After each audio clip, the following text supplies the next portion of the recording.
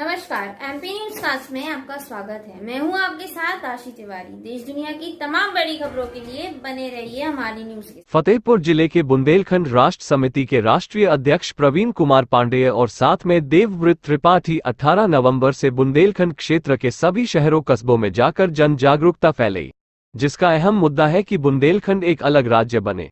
और सबसे महत्वपूर्ण अभी तक जो हमारे द्वारा काम किया जाता रहा है वह है कि जल, जमीन और जंगल बचाने का, जिससे पर्यावरण सुरक्षित रहे, जिससे जीवन भी सुरक्षित रहेगा।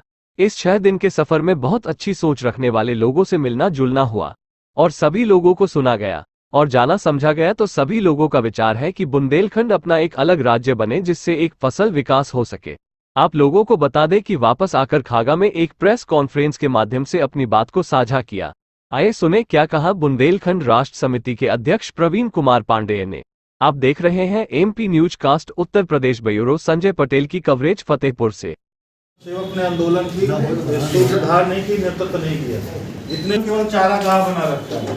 चारागाह किस लिए बना रखा है कि इतना बड़ा प्रदेश है, 80 लोकसभा सीटें हैं, 80 लोकसभा है तो बढ़िया जिसकी सरकार आ गई वो दिल्ली की सरकार को वहां दिखाने पाक के हिसाब से बहुत ही छोटे छोटे राज्य। अगर उनका मानक देखें तो अगर हमारे जितना जनसंख्या सरकार आती योजना बनाते हैं, अगर आते भी हैं तो विकास भवन तक ही। बुंदेलखंड हमारा 2 भागों में बटा हुआ है और इतिहास जानता है कि पंडित जवाहरलाल नेहरू ने बुंदेलखंड को 2 भागों में बांटा था। आधा यूपी में कर दिया था, आधा एमपी में कर दिया था।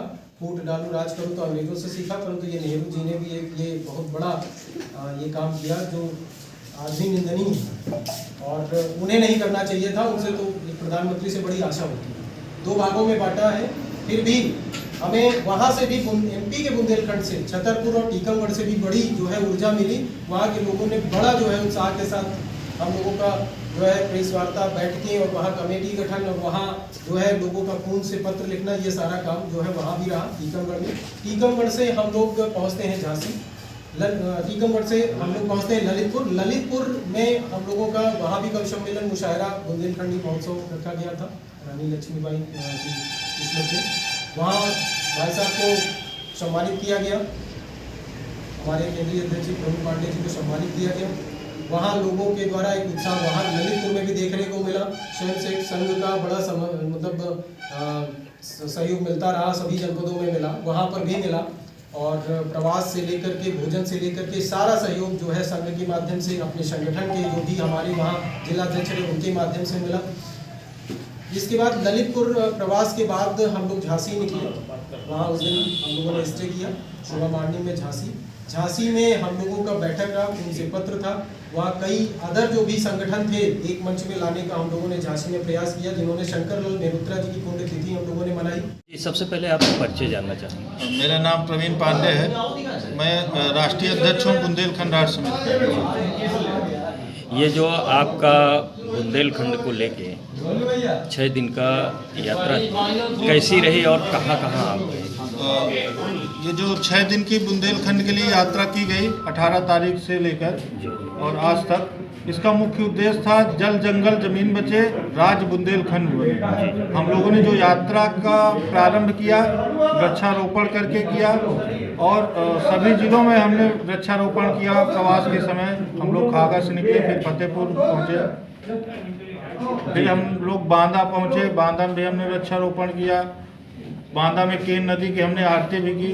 इसके बाद हम लोग राठ पहुँचे। राठ में हम लोगों ने स्वामी ब्रह्मानंद की समाधि पर उनको पुष्पांजलि करते हुए खून से खत लिखकर प्रधानमंत्री जी से पुनः जो है 29वीं बार राज बुंदेलखंड की मांग की है।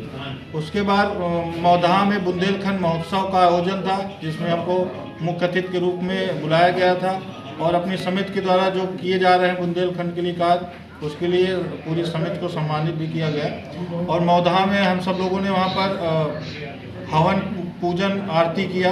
हम लोगों ने प्रत्येक जगह पर हवन कार्यक्रम भी किया है साथ में, क्योंकि हमारा उद्देश्य यही कि बुंदेलखंड को बचाने के लिए पर्यावरण का भी संरक्षण बहुत जरूरी है। इस 6 दिन के सफ़र में आपको जो है काफ़ी कठिनाइयों का सामना भी करना पड़ा होगा और ऐसे भी लोग मिले होंगे जो कि आपको जो है हाथों उठाया होगा।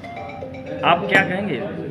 मुझे लगता है कि ये धरती का आशीर्वाद है, कामधना स्वामी का आशीर्वाद है। पूरे इस बुंदेलखंड की यात्रा में जितना स्नेह और प्रेम मुझे अपने घर में मिलता है, एक परिवार की तरह लोगों ने अपने बेटे की तरह, अपने भाई की तरह मुझको स्नेह दिया और मेरा उत्साहवर्धन किया कि जो मैं संघर्ष कर रहा हूँ, सभी लोग मेरे साथ जो है कंधे के साथ खड़े हुए हैं और सभी की ये इच्छा है कि राज बुंदेलखंड बने।